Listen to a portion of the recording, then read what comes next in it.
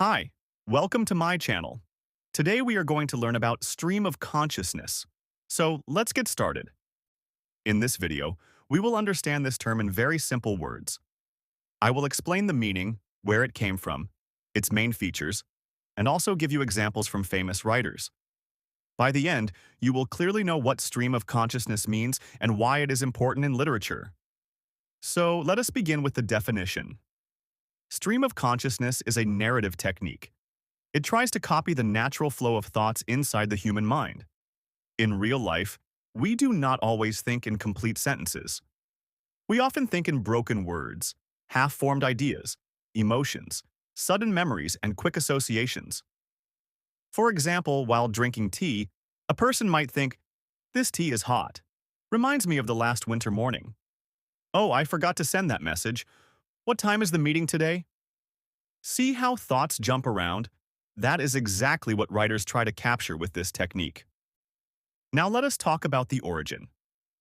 The term stream of consciousness was first used by the American psychologist William James in his book Principles of Psychology in the year 1890. He described human thought as a continuous stream, always moving, never stopping. Later, in the early 20th century, modernist writers borrowed this idea. They wanted to represent life and mind in a more realistic way. Instead of only describing actions and events, they wanted to show the inner life of characters. This is how stream of consciousness became an important part of modernist literature.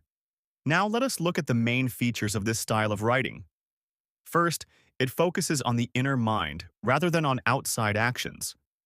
The story becomes more about what a character thinks and feels, rather than what they do. Second, it often breaks grammar and punctuation rules. You may find very long sentences or sometimes incomplete ones. This is done on purpose to copy the way our mind really works. Third, it shifts in time. A character may be in the present moment, then suddenly recall a memory from childhood, and then jump to a thought about the future.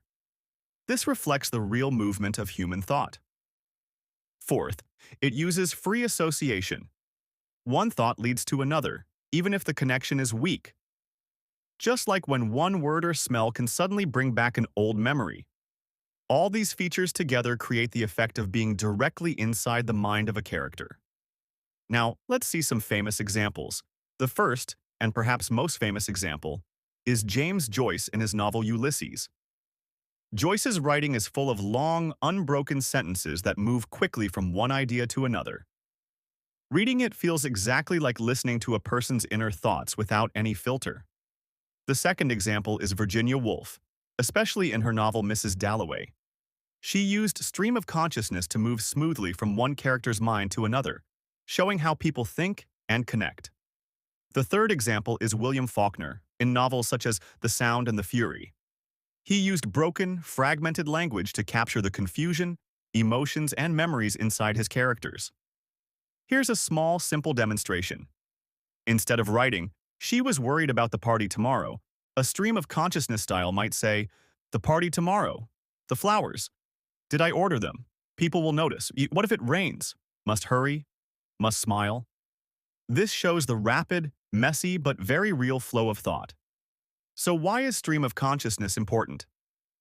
The purpose of this technique is to bring the reader very close to the character. It is not just about telling a story. It is about making the reader feel the actual process of thinking, remembering, and feeling emotions. It makes literature more realistic, more psychological, and more personal. This is why modernist writers loved it. They wanted to break away from the old way of storytelling and make writing reflect the true complexity of human life. To sum up, stream of consciousness is a narrative technique that shows the continuous flow of thoughts and feelings in a character's mind. It was first used as a term in psychology by William James. It became famous in literature through writers like James Joyce, Virginia Woolf, and William Faulkner. It may feel confusing at first, but it is one of the most powerful ways to show the reality of the human mind. Thank you for listening. If this explanation helped you, please give this video a like. Don't forget to subscribe to the channel. And let me know in the comments which other literary term or author you want me to explain in simple words.